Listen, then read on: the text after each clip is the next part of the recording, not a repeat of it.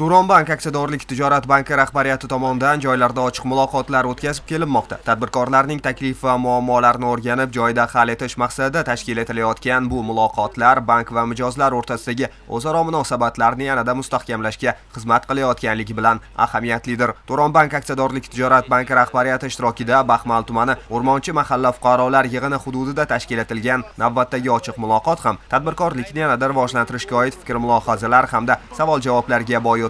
Baxmal buloqlari massivi hududidagi 100 gektar maydonda barpo etilgan intensiv olma bog'ini tadbirkorlarga tanishtiruv bilan boshlangan tadbirda dastlab bu yerda yetishtirilayotgan ko'chatlar, amalga oshirilgan agrotexnik tadbirlar borasida ma'lumotlar berildi. 100 gektar maydonni egallagan, umumiy qiymati 40 milliard so'm bo'lgan mazkur intensiv bog'ning har bir gektar maydondan o'rtacha 50 tonna hosil olish ko'zda tutilgan. Bog'ning 100% qismi tomchilatib sug'orish texnologiyasi bilan ta'minlangan. Loyiha doirasida 250 ming dona ko'chat ekilgan.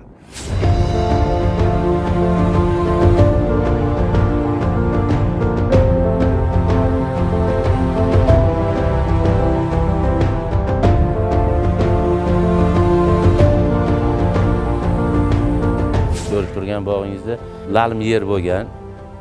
Yaqin 30 yildan beri bu yerda bog' qilinmagan bo'lgan, shunaqa yer bo'lgan.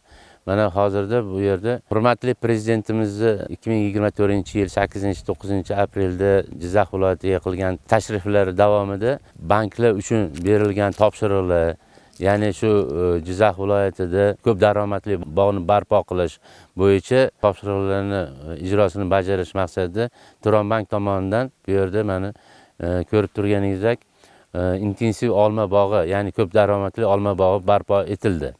Olma ko'chatlari chet davlatdan olib kelindi. Xorij davlatlaridan ham tegishli agronom mutaxassislarni olib jalb qilindi. Hamda shu agronomlar boshchiligida shu bog'i barpo etilyapti. Turon Stable mas'uliyat cheklangan jamiyatiga qarashli zamonaviy texnologiyalar asosida barpo etilgan intensiv olma bog'i hududida o'tkazilgan ochiq muloqot jarayonida bog'dorchilikni rivojlantirish masalasida yaratilgan imtiyoz va imkoniyatlar borasida so'z bordi. Tadbir ishtirokchilari bank xizmatlaridan foydalanish imkoniyatlari, imtiyozli kredit dasturlari, mikroloyihalarni moliyalashtirish tartibi va raqamli bank xizmatlari bilan tanishtirildi. Turonbank bizlarga juda katta yordam beryapti xalqimizga. Juda ishonch bildiryapti xalqimiz. Bizda 200 dan ortiq ishchi o'rin olyapti. O'rmonchi mahallalarimizda ko'pchiliklari ishsiz edi. Ko'plari ishga joylashdi. Ishli bo'lib qoldi. Ilgari ota-bobolarimiz ekan eski bog'lardan bizlar voz kechyapmiz. Yangi uslubda. Bu yangi uslubdan bu chetdan olib kelingan ko'chatlar. Xalqimiz, elimiz ko'rib, o'sha uydagilarni, hattoki tomorqasidagini ham buzib, o'shanga o'tmoqchi bo'lyapti.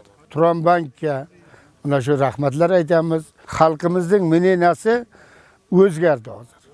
Oldinga nisbatan hozir juda o'zgargan. Chunki daromad kerak xalqimizga. Daromadli bo'lsa, oilasi ham yaxshi yashaydi, qozoni to'kin bo'ladi.